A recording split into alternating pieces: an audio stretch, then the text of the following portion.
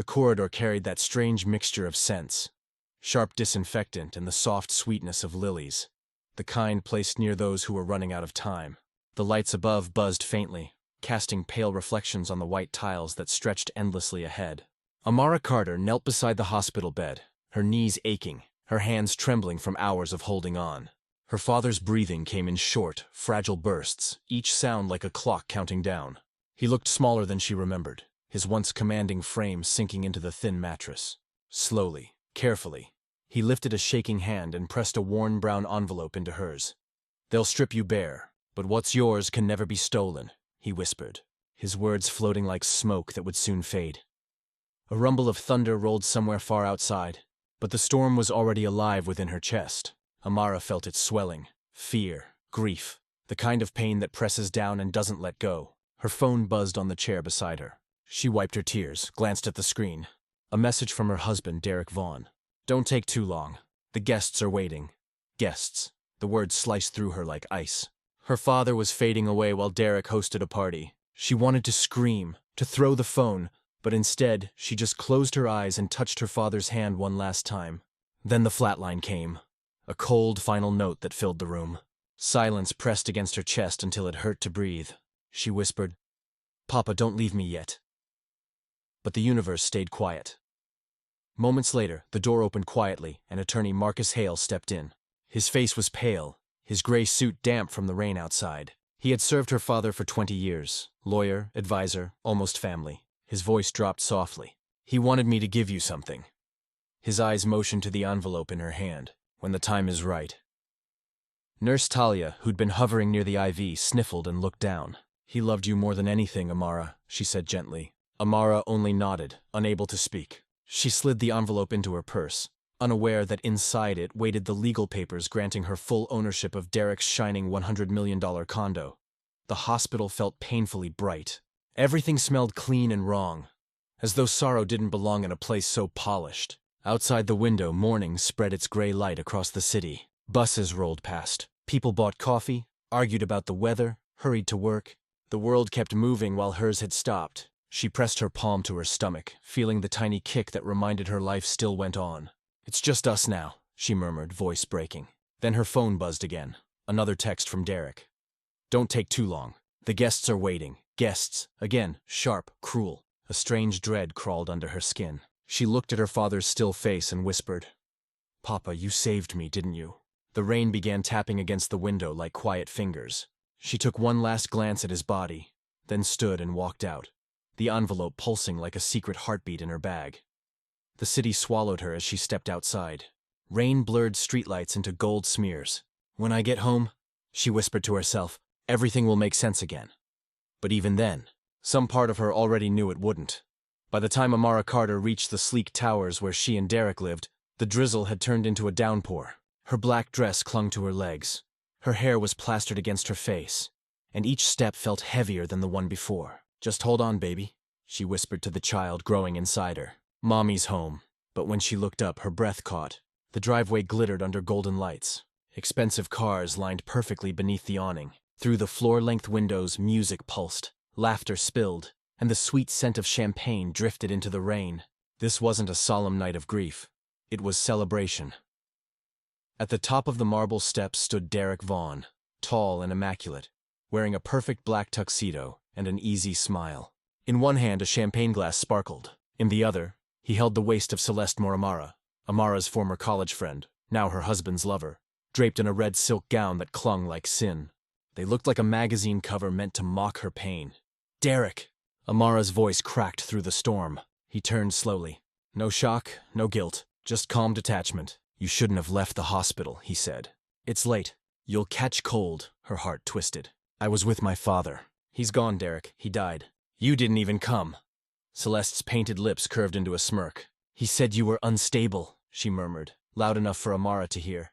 The words struck like stones. Amara could barely stand beneath the weight of them.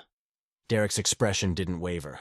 He slipped his arm tighter around Celeste. "This is our home now," he said, almost gently. Then he pressed a button. The heavy oak door swung shut with a thunderous slam, so final it echoed down the hallway like judgment itself. "Derek, open the door!" she cried, pounding the wood until her fists stung. The sound of laughter came from inside, Mocking, cruel, deliberate. From balconies above, neighbors peered down, screens glowing as they recorded her humiliation. Someone whispered, "Isn't that his wife?" Another voice snorted, "He said she's crazy." Raindrops mingled with tears as pity turned to gossip. Through the door came Celeste's honeyed mockery. "Pick it up, Amara. Pick up your pride, like the charity case you are." Her laughter swirled darkly through the air. Amara sank to her knees.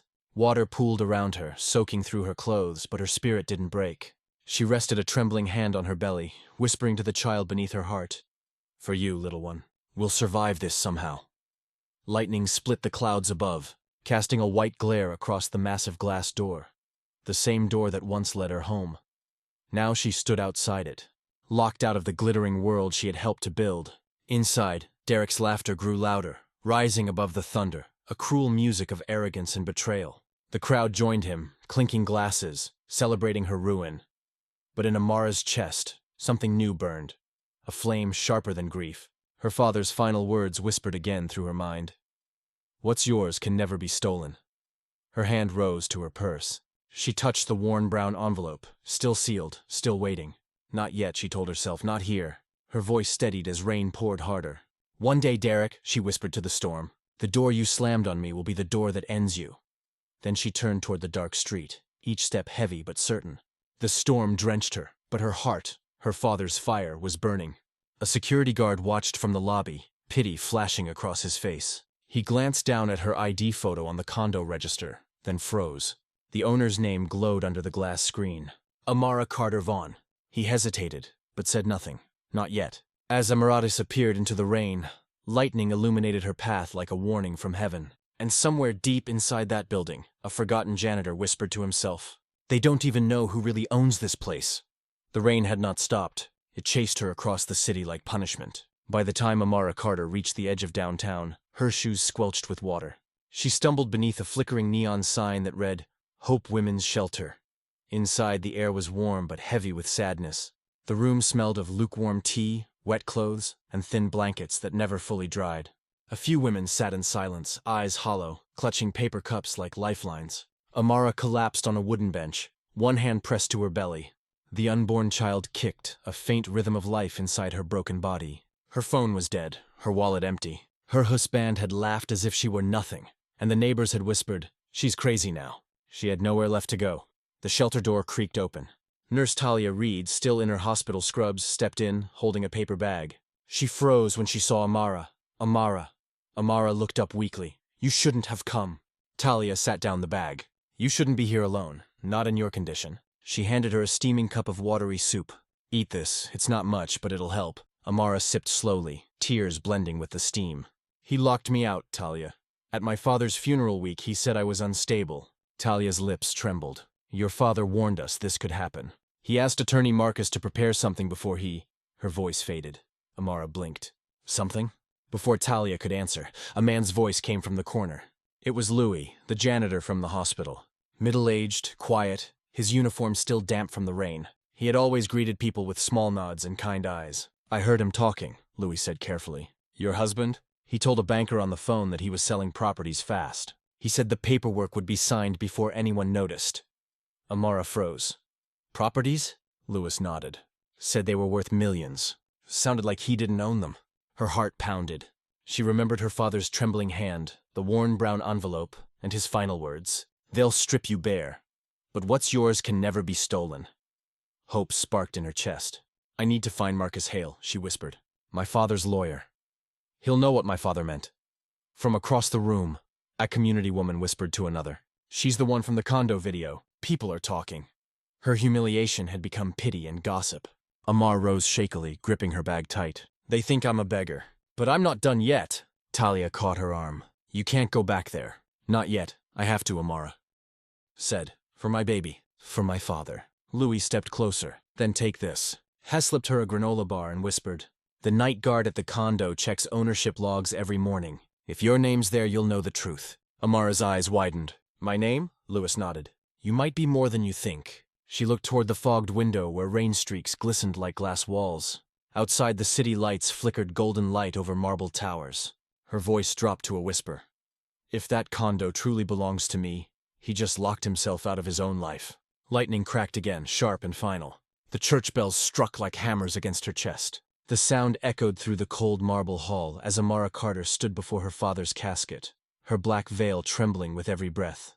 The room was filled with strangers who pretended to mourn, whispering under their breath, spreading false rumors, unstable, dangerous, the crazy one. Her fingers clutched the edge of the coffin. "Daddy, please stay with me," she whispered again. Even though she knew he was gone, her father was gone. The man who built her world, who whispered final words about protection and truth, now lay silent beneath polished wood and flowers that smelled of sorrow. Behind her, the double door squeaked open. Derek Vaughn walked in like a man entering a gala, not a funeral. His expensive shoes clicked against the marble, his black suit immaculate, and his face carried not grief but calculation. In his hand, he held Grace Vaughn, his mother's arm. Grace's pearls gleamed like frost under the light. "People are saying terrible things," Grace murmured loudly enough for others to hear. "You shouldn't have caused a scene at the condo. Dear Myson has a reputation." Amara turned slowly, her voice cracked but steady. "A reputation built on lies." Grace's smile was ice. "You need rest. You're pregnant, emotional, and frankly unstable. We don't want our family involved in more drama." Amara blinked back tears. "He locked me out in the storm. Grace, out of my own home." While my father was dying, Derek placed a hand on his mother's shoulder, pretending calm. "You're not well, Amara. Everyone saw the video. Let's not embarrass ourselves in public." The words hit harder than any slap. Pity and gossip rippled through the pews. Someone whispered, "That's the wife who begged in the rain." Her stomach tightened. Her baby kicked again. She touched her belly gently. "You'll know the truth one day," she whispered to her child. As the service ended, mourners began to leave. But attorney Marcus Hale appeared at the back of the church. His dark eyes caught her steady, knowing. He gave a brief nod, the kind that said, "Not yet, but soon." Amara's breath caught. There was still something she didn't understand. Something her father and Marcus had hidden. Grace leaned in once more, her perfume sharp, her tone colder. "You may have been his daughter, but money doesn't save unstable women. Power does. And you don't have any." Amara smiled faintly, tears catching the light. "That's where you're wrong." The golden pen in her purse glinted as she turned away from them both. Her father's words replayed again. "They'll strip you bare, but what's yours can never be stolen." She walked past Derek, who pretended not to care, but his jaw tightened when Marcus Hale placed a supportive hand on her shoulder. Outside, the gray sky threatened another storm, the air heavy with unfinished grief. The city began to stir, sirens echoing somewhere distant. Amara paused on the church steps, looking toward the horizon where the towers of Carter Estates pierced Theskyline. "Every inch of this city remembers my father," she whispered. "And soon, so will you." Lightning cracked far away, a silent warning. Music thundered through the penthouse like a heartbeat made of glass and greed. Golden light spilled across polished marble floors, bouncing off champagne flutes and crystal chandeliers. Every corner gleamed with wealth. Every smile hid mocking laughter. At the center of it all stood Derek Vaughn in a tailored navy suit, glass raised high. He smiled like a man untouchable. Even as whispers of his wife's humiliation drifted through the crowd. "To freedom," he announced, smirking. To finally being free of her, laughter erupted. Glasses clinked by his side. Celeste Moore, wrapped again in her red silk gown, leaned close, her perfume sweet and venomous. "You should have done it years ago," she whispered. "Patience pays," Derek said, grinning. "Soon, I'll own everything her father left behind." From the balcony, Eric Walsh, Derek's longtime business partner, watched quietly. He had always admired Derek's confidence, but tonight it felt cruel. Something about the timing throwing a party right after Benjamin Carter's funeral left a bitter taste. "Isn't that the condo her father built?" a guest murmured. Derek turned, voice smooth. "Every inch of this condo was built by my blood and sweat." Eric's jaw tightened. He remembered the old man's kindness, and the way Derek laughed when Amara cried in the rain. The neighbors who had recorded that night were in this room too, whispering, spreading pity and gossip disguised as applause. Celeste twirled her glass, eyes glinting. "She'll fade, Derek. That's what happens when women lose their power." Derek smiled. She never had any. Outside, the city pulsed under the pale gray sky, the world unaware that the empire they were toasting wasn't his to own. Eric excused himself to the bar. His conscience gnawed at him. He had seen Amara once at a charity gala. Quiet but brilliant. Her father's pride. Now she was being erased. Hep pulled out his phone and checked a document Derek had sent earlier property lists under Carter Holdings. He frowned. The names didn't match. "Strange," he muttered. "Why isn't Derek listed as owner?" Behind him, Celeste laughed loudly. He deserves it all. She's nothing but a shadow now. Eric's hand trembled slightly as he sipped his drink. Something was off. He couldn't shake the image of Amara's soaked figure in the storm, nor the rumor that she'd once been seen with attorney Marcus Hale. Could she still be fighting back? A burst of mocking laughter pulled him back. Derrick stood on a table, arms wide. Tonight, he declared, we bury her memory. The unstable wife, the charity case gone forever. The crowd applauded, drunk on spectacle. But as Derrick raised his glass again, Eric's phone buzzed a message with a single photo. It showed Amara Carter sitting in a quiet office, eyes calm, a worn brown envelope on the desk before her. Eric's heart stopped. Impossible, he whispered. The photo was time-stamped tonight. He glanced up at Derrick, still laughing. Thaman was celebrating a victory that had already begun to crumble. Eric pocketed his phone, his expression unreadable. The music thumped, the golden light swayed, and Derrick's laughter filled the air. To power, Derrick shouted again. But Eric's eyes flicked to the envelope photo once more, and then to the skyline beyond the massive glass doors. Somewhere out there, Amara was awake and planning. The storm outside Amara's small motel window thundered so hard that it seemed to echo her heartbeat. She sat on the edge of the bed, staring at the worn brown envelope resting on her lap. The sound of laughter echoing through walls from Derrick's party replayed in her head, cutting through her like glass. But this time she didn't cry. She opened the envelope. Inside lay legal deeds, property documents, and a letter in her father's familiar handwriting. The moment she saw his name, Benjamin Carter, the world blurred, pulling her backward in time. It was a year earlier. The sunlight had been golden light spilling across his office, touching every corner of his empire. Benjamin Carter, still strong then, sat behind a long oak desk. His once steady hands held a golden pen, its tip hovering above, crisp papers embossed with notarized seals. Across from him stood attorney Marcus Hale, his loyal friend and advisor for over 20 years. "Are you sure, Ben?" Marcus asked quietly. "If your son-in-law finds out," Benjamin smiled sadly. "That's why he can't. The condo, the shares, the trust, all will go to Amara, not Derrick. She's pure-hearted. He's not. I built an empire hidden in plain sight, and she'll inherit it when she's ready." He signed with one deliberate stroke. The golden pen glided like destiny itself. Marcus sealed the documents into the worn brown envelope, pressing wax against it. "And if she never opens it," Benjamin's eyes softened, "then the world will take everything until she remembers who she is." He leaned back, coughing, pain twisting his face. "You'll protect her, Marcus. You always have." Marcus nodded, his voice breaking. "I promise." But if Benjamin interrupted, voice thin but firm. "If Derrick Vaughn ever touches what's hers, make sure the law touches him harder." He handed the envelope to Marcus. "Give it to her only when I'm gone." The office fell silent except for the ticking clock. Outside, cranes moved against the skyline of Carter Estates, the legacy of a man who built dreams out of dust. The flashback ended as thunder roared back into Amara's motel room. She clutched the letter, reading the last line again and again. "They may strip you bare, but what's yours can never be stolen." Her eyes filled not with grief, but burning now with something deeper than grief. She whispered, "Papa, you saved me." The realization struck. Derrick had been selling properties that didn't belong to him. Every signature he'd made, every deal he'd sealed, it was all fraud. Her father had outsmarted him from the grave. Amara rose from the bed, trembling but determined.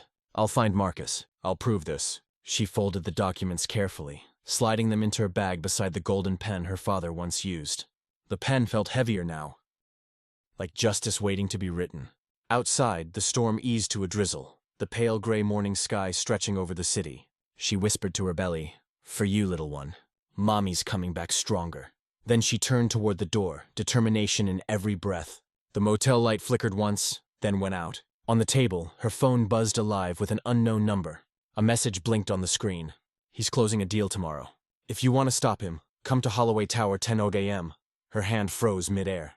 "If you're watching this and you haven't subscribed yet, please take a second to do it now. Every click, every share, every comment helps us keep telling stories that give strength to women and children who've been broken, forgotten, or silenced.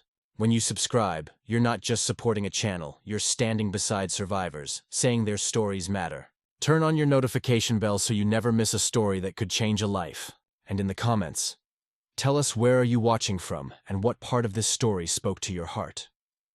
The revolving glass doors spun like mirrors of betrayal. Amara Carter stepped into the hallway tower lobby, her heart pounding so loud she could hear it over the chatter. Reporters lined the corridor, cameras flashing beneath the golden light of the chandeliers. Across the marble floor, she saw him, Derek Vaughn, surrounded by investors, his arm casually draped around Celeste Moore, the woman in the red silk gown. "Smile," Derek said to Celeste. "They love a successful couple." Omar's voice sliced through the noise. "Successful? You mean thief?" The room froze. Conversations died mid-sentence. Derek turned, disbelief flashing before a grin replaced it. "You again? I thought we agreed you'd stay out of public places." "You agreed?" she said, her voice steady when you locked me out of my own home. Laughter echoed through walls as Celeste leaned closer, whispering loud enough for the crowd to hear. "See, I told you she's unstable." The word hit like a stone. Unstable. Dangerous. The crazy one. But Amara didn't flinch. She lifted her phone and pressed play. Derek's own voice spilled from the speaker. "I don't care if it's her father's money. It's mine now." Gasps rippled through the crowd. Neighbors staring. Phones lifted. Recording. Derek's smile cracked for the first time. "You edited that." Amara met his eyes. "No, that's your voice from your own party. Every cruel word you spoke while you laughed over my father's death." For a moment, silence ruled. The mocking laughter stopped. Even Celeste's smirk faltered. But Derek recovered, his voice cold and sharp. "You think anyone will believe you?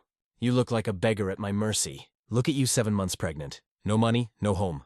Amara's eyes glistened, but not from tears. "You made me a beggar, but you forgot I still carry his name. Carter." Pity and gossip swirled around her. A woman whispered, "She's so brave." Another hissed, "Hearly did that to her."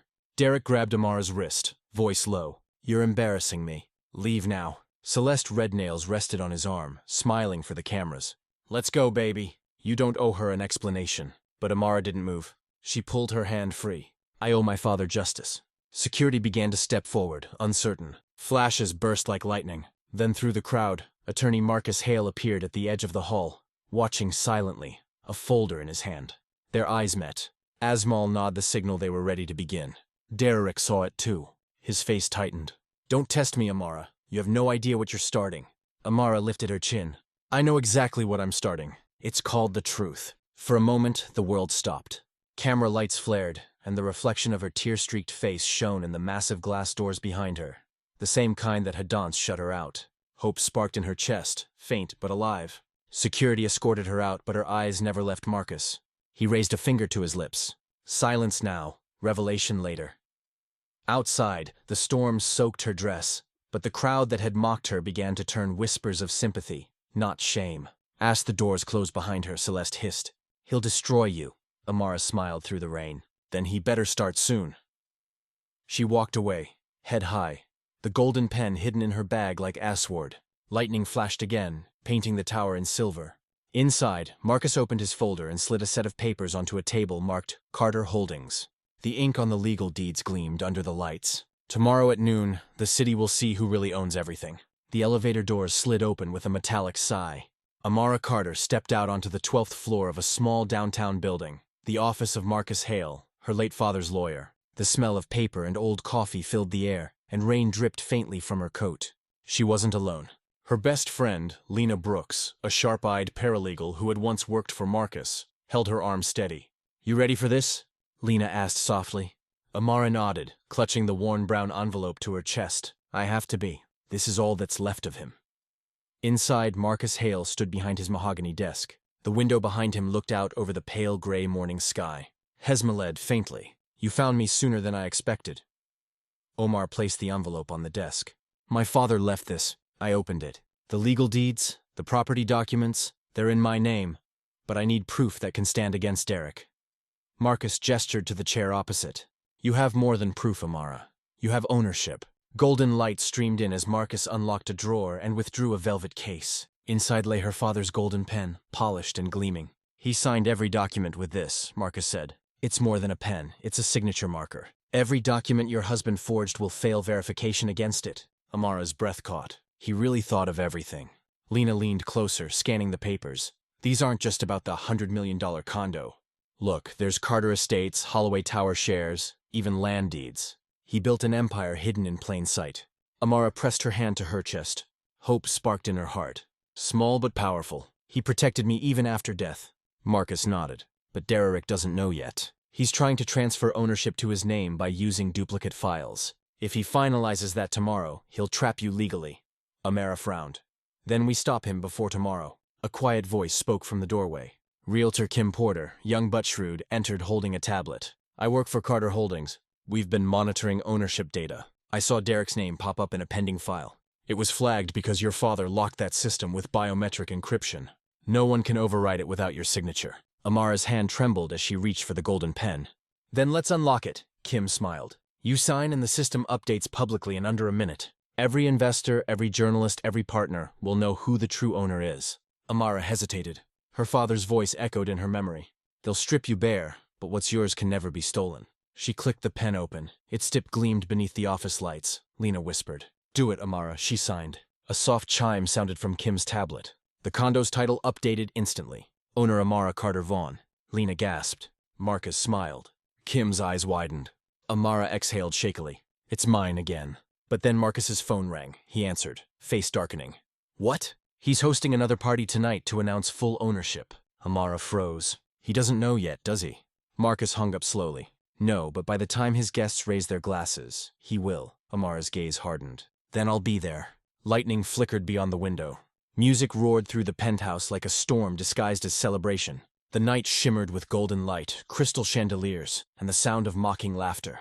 Derek Vaughn stood at the center of it all, his glass raised high. Celeste Moore, radiant in her red silk gown, leaned into him as though she already wore his crown. To empire, Derek shouted. To power, money, and freedom! Guests applauded, their laughter echoing through walls as waiters passed trays of champagne.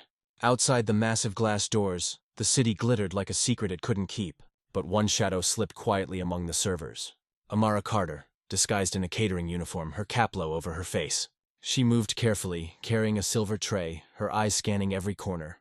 In her pocket, Lena Brooks's voice crackled softly through a hidden earpiece. Stay calm, Eric's inside. He'll get you close to him.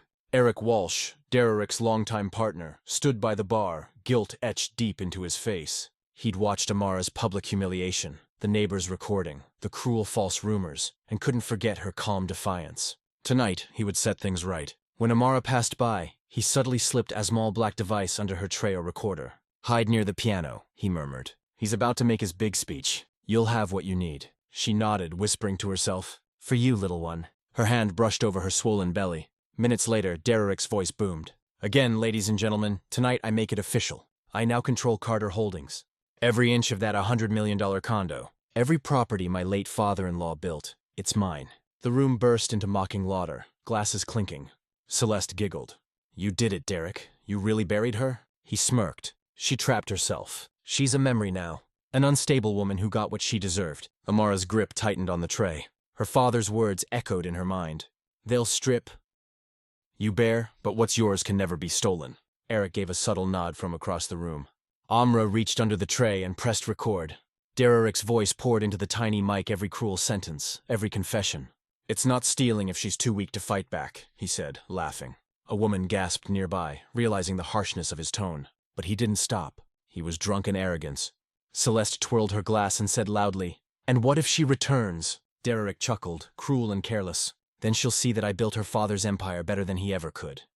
Every cruel word poured from the phone, crisp and clear. Amara stepped backward, nearly colliding with a waiter. Her eyes brimmed, not with fear, but with fire. She had what she needed. The party lights flashed red and gold as she slipped toward the exit, heart racing. She reached the door just as thunder cracked outside, shaking the glass. Behind her, Derek raised his glass again. To me, he shouted. To the man who took everything. Neighbors staring, phones lifted, filming his arrogance. The same crowd that once mocked Amara now looked uneasy. Celeste whispered. You talk too much, Derek. He grinned. I always win. But the mocking laughter that followed sounded thinner this time, hollow, uncertain. Amara stepped into the rain, clutching the recorder to her chest. Not anymore, she whispered. Lightning split the sky. The reflection of the condo shimmered across puddles like a fortress waiting to fall. Her phone buzzed. A message from Marcus Hale appeared on the screen. Conference room. 9 a.m., bring the recording. Amara looked back one last time, rain streaking her cheeks like war paint. Tomorrow, she whispered. The world will know. The conference room was dressed in gold, sunlight glinting off polished marble floors, and a long oak table that looked more like a throne than furniture. The hum of air conditioning couldn't drown out the tension that crackled through the room. At one end sat Grant Holloway, a billionaire investor with silver hair and the composure of a man used to owning the world. Beside him sat Helena Cruz, a cautious board member flipping through documents. At the other end, Derek Vaughn leaned back in his chair, confident and smug. He wore a navy suit that shimmered in the light and a smirk that didn't belong to a grieving son-in-law. "I appreciate everyone being here," he began, sliding a folder forward. "As of this morning, I hold complete control over Carter Holdings and its assets, including the $100 million condo." Grant folded his hands. "You're saying you own it outright?" "Every inch," Derek replied smoothly. "My late father-in-law would have wanted it this way." Before Grant could respond, the glass doors opened. Amara Carter stepped in calm, composed, radiant under the light. Her black dress hugged her frame, and the golden pen in her hand gleamed like a weapon. Derek froze. "What is she doing here?" Grant looked up. "Mrs. Vaughn, we weren't expecting you." Amara's voice was soft but firm. "I wasn't invited, Mr. Holloway. But I own the company you're about to invest in, so I believe I have a right to be here." A hush fell across the room. Even Helena paused mid-turn of a page. Derek scoffed. "You? This is ridiculous. Everyone knows," Amara interrupted, sliding a folder across the table. "These are the legal deeds, property documents, and recordings from your party last night." Grant frowned. "Recordings?" Marcus Hale, seated quietly behind her, pressed play on a tablet. Derek's voice filled the room. "I don't care if it's her father's money. It's mine now." The sound sliced through the silence like a knife. Helena's eyes widened. "That's your voice, Mr. Vaughn," Derek stammered. "It's out of context. She's setting me up." Marcus rose calmly. "It's not just the audio. Every document you've submitted fails verification. The signatures don't match. The golden pen used to sign the real papers carries an authentication mark only the late Benjamin Carter possessed. Your forgeries are invalid." Grant turned to Amara. "So you're the rightful owner?" She nodded. "Since the day my father died." Grant leaned back, expression unreadable. "Then this meeting is over, Mr. Vaughn. We don't fund liars." The humiliation washed over Derek's face like acid. His confident smile cracked. Mocking laughter rippled quietly from the staff outside the glass walls. Amara looked at him one last time. "The door you slammed on me became the door that ended you." Grant gathered his files. "Mrs. Carter, expect a call from my office. We have much to discuss." As the boardroom emptied, Derek slammed his fist on the table, veins bulging. "You'll regret this," Amara met his eyes. "I already did," thunder rumbled outside a familiar, distant echo. Behind her, Marcus placed their recording device into an evidence envelope. "Tomorrow we file for full transfer. He'll be stripped of everything." Amara nodded, her expression calm but unreadable. "No, Marcus, not everything. I want him to watch it happen." Lightning flashed across the glass, bathing the conference room in white. The penthouse was chaos. Papers flew. Glass shattered. Derek Vaughn roared like a pile-line cornered animal, sweeping every file off the marble counter. The echo of breaking glass mixed with the thunderous bang outside. A real storm had begun. Matching his rage, he turned to Celeste Moore, who stood by the window, arms folded across her red silk gown. Mascara smudged from fear. "You told me she was finished," Derek shouted. "You said she had nothing." Celeste's voice trembled. "I didn't know she had those legal deeds." "No one did. She walked into that conference room like a queen." Derek paced, eyes wild. "She embarrassed me in front of Grant Holloway, in front of the entire board." Grace Vaughn, his mother, stepped in from the hallway, her pearls rattling as she clutched her shawl. "Lower your voice," she hissed. "The neighbors can hear. This family's name has survived." "Worse," Derek spun toward her. "Worse? You don't understand. The $100 million condo. The empire hidden in plain sight. It's gone, all gone." Grace's face hardened. "Then fix it." Celeste stepped back. "He can't. She's the legal owner now. It's over." Grace glared at her. You were supposed to keep him focused." Celeste's lip curled. "On what?" "Lying, stealing, pretending to be a wealthy, powerful, and smug husband when he's just a thief." "Watch your mouth," Derek barked, grabbing her arm. She yanked free, eyes blazing. "You locked a pregnant woman out in the storm, Derek. You laughed while she begged in the rain. Did you think karma wouldn't find you?" For the first time, silence filled the room. Only the sound of rain against the glass doors remained. Derek's voice dropped, quieter. "Dangerous. She stole my life." Eric Walsh, his former partner, appeared in the doorway, soaked from the rain, expression grim. "No, Derek, you stole hers." Derek froze. "What are you doing here?" Eric stepped closer. "You lied, Tommy. You forged her father's name, and now the company's under audit." Detective Jonah Miles called. "He wants to speak to you by morning." Grace gasped. "Police," Eric nodded. "They have your voice recordings and copies of every forged document. You'll be charged for fraud." Derek's face twisted with disbelief. "She set me up." Eric's voice softened. No, Derek. You set yourself up. Celeste turned away, whispering, I can't do this anymore. She grabbed her purse, eyes wet. Good luck surviving on the streets. Derek reached for her, but she didn't stop. The heavy wood door slammed behind her, echoing like judgment. Grace's voice shook. Son, what do we do? Derek's breath came heavy. We fight back. Eric's tone was cold. You can't fight truth. A flash of lightning lit the room, illuminating Derek's pale, furious face. The mocking laughter that once filled this place was gone, replaced by the sound of rain refusing to stop. He clenched his fists. If she wants war, she'll get it. Eric's voice faded as he stepped out. War's already over, Derek. She just hasn't announced the victory yet. Grace sank into a chair, whispering a prayer. Derek stared at the glass doors, soaked in rainlight. His reflection fractured into pieces. Then his phone buzzed. A message appeared from an unknown number. Court hearing tomorrow. Ownership confirmation. Bring your lawyer. He read it twice, jaw tightening. She's taking it public, he muttered. Outside, the lightning flared brighter, striking near the building. And for the first time, Derek Vaughn felt the true weight of loss and silence. The courtroom doors burst open like the end of a storm. Reporters surged forward, cameras flashing under golden lights spilling through tall windows. Derek Vaughn walked in, flanked by two lawyers, Hyson's proud stride replaced by a hollow stiffness. His tie was loose, his eyes sleepless. Across the aisle sat Amara Carter, calm and composed, her belly round under a soft navy dress.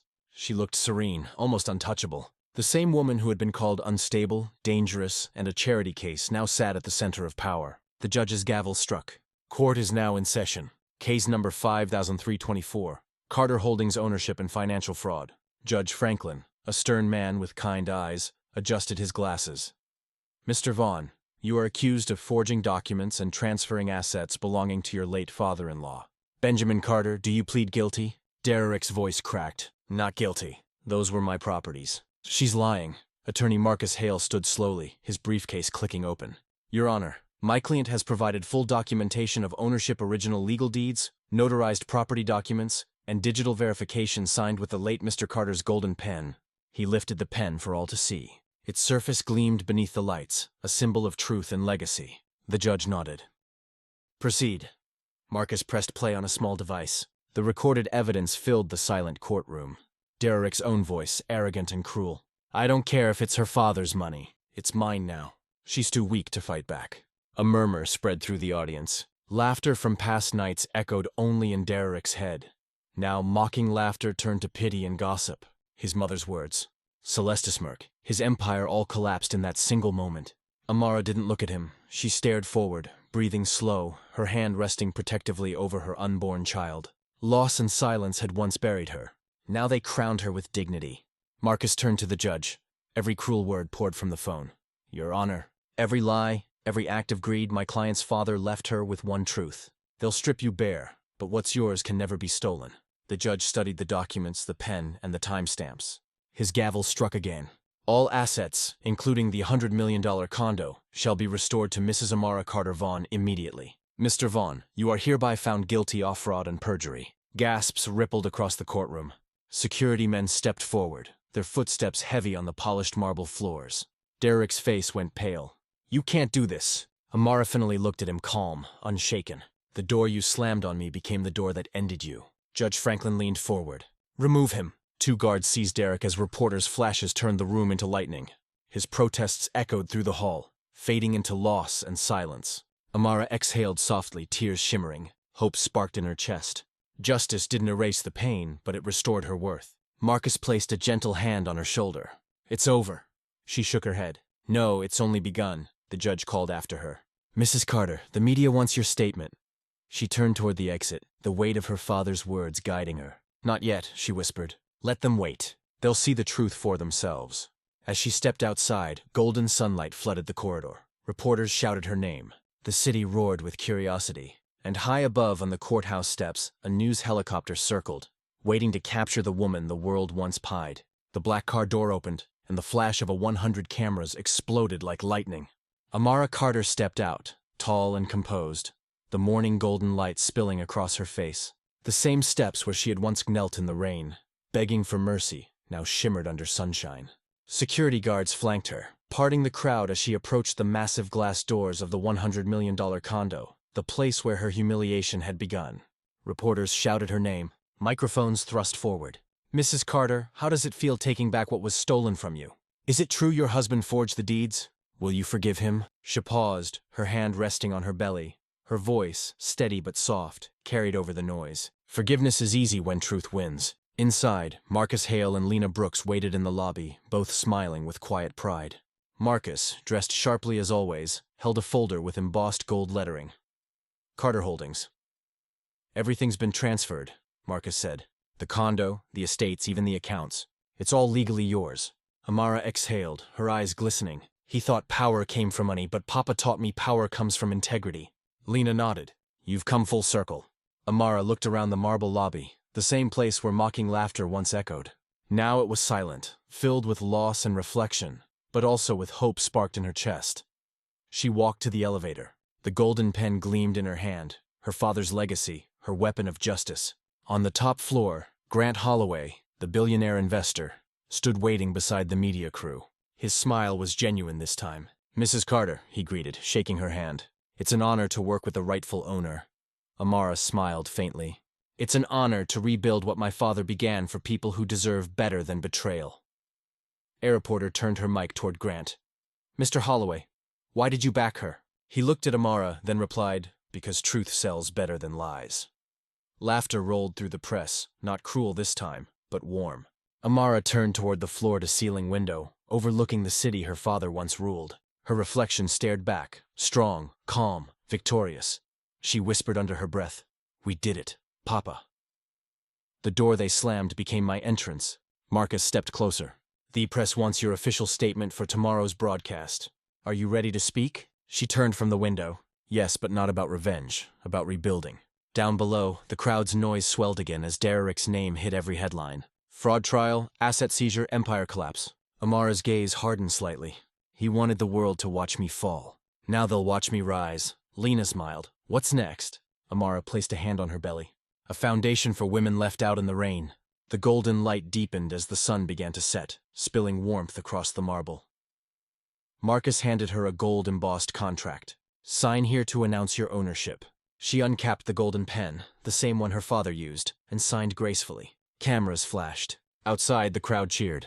The very door that once shut her out now stood open behind her, wide and welcoming. And far below, on a nearby street corner, a shadow lingered, watching through dark glasses. Derrick Vaughn, his jaw clenched as he stared up at the building he had lost. "It's not over," he muttered. The courthouse plaza was a storm of flashes and voices. Cameras lined the marble steps as Derrick Vaughn was dragged out in handcuffs, his designer suits soaked in sweat. Security men surrounded him, pushing back the shouting crowd. Media microphones crowded forward like spears. "Mr. Vaughn, do you regret locking your wife out of the condo? How does it feel losing the $100 million empire?" He didn't answer. His face, once smug, wealthy, powerful, and smug, was now pale and hollow. Every arrogant smirk had melted into loss and silence. Beside the courthouse fountain, Amara Carter stood beneath the golden light of the setting Sunday. Her navy coat framed her shoulders like armor, her hand resting over her swollen belly. She watched quietly as police escorted the man who had called her worthless. Grace Vaughn, Derrick's mother, stumbled toward her, pearls trembling, eyes filled with panic. "Amara, please don't let them take him. He's still my son." Amara turned slowly, voice calm but unshakable. "You raised a man who thought cruelty was strength." Grace fell to her knees, sobbing. Celeste Moore appeared at the edge of the crowd, her red gown wrinkled, makeup ruined. She couldn't meet Amara's eyes. "He used me," she whispered. Amara's gaze softened, but only slightly. "No, you used yourself. We all make choices." She turned back toward the cameras as Judge Franklin exited the building. "Mrs. Carter," he said, his voice proud, "the world will remember your composure. Few fight injustice with such grace." The crowd clapped. Laughter, not mocking, but admiring, echoed through the plaza. Amara stepped forward, addressing the reporters. Her voice was firm, melodic, carrying through the sea of people and cameras. "When my father died, I was broken. When my husband locked me out, I thought I'd lost everything. But sometimes life strips us down to rebuild us stronger." She paused, her eyes glistening. "This condo, this company, it isn't just about money. It's about truth. Every woman who's ever been called weak, unstable, or crazy deserves to know what's yours can never be stolen." The applause was thunderous. Phones lifted, people recording, neighbors staring, the same audience that once mocked her, now watched in awe. Celeste turned away, tears falling. Grace was helped to her feet, trembling. Derek, restrained, shouted from the police car. "You'll regret this." Amara didn't flinch. "No," she said softly. "You will." The car door slammed shut. The sound echoed against the massive glass doors of the courthouse. The same sound that had once marked her exile. Now it was the sound of his ending. She lifted her face to the warm light, whispering, "Papa, you saved me." Marcus Hale stepped beside her, smiling quietly. "It's done." Amara shook her head. "No, Marcus, it's just beginning," he frowned. "What do you mean?" She looked at the cameras and the growing crowd of women outside the fence. Those who had followed her story. "We'll build something new. A shelter. A home for every woman left in the rain." The last rays of sunlight framed her silhouette. Strong, radiant, unstoppable. A reporter shouted one final question. "Mrs. Carter, what will you name the foundation?" Amara smiled faintly, eyes lifted to the sky. "The Carter Promise. Because hope doesn't die, it's reborn." Applause erupted. The city began to stir. Bells chimed. Anderfather's words echoed once more. "They'll strip you bare, but what's yours can never be stolen." She stepped down the courthouse stairs, the crowd parting before her. Golden light followed her every step, and behind her, the billboard above the courthouse flickered, showing her photo beside the headline. The woman he locked out became the owner of